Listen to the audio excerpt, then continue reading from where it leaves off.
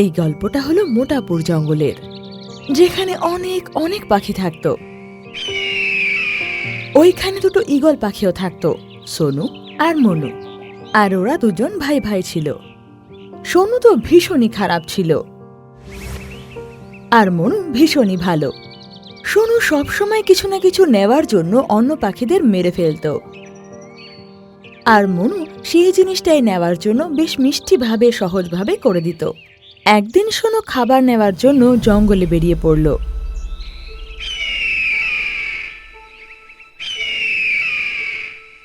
এই পাখি, আমাকে দানা দে, না হলে তোকে আমি খেয়ে ফেলবো।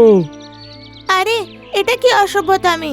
আমি আমার খাবার নিজে এনেছি, তুমি তোমারটা নিয়ে আসো। আমি কেন দেব আমার খাবার তোমাকে? সোনু ওই পাখিটার কথা শুনে রেগে বাম হয়ে যায় আর ওই পাখিটাকে মেরে ফেলে।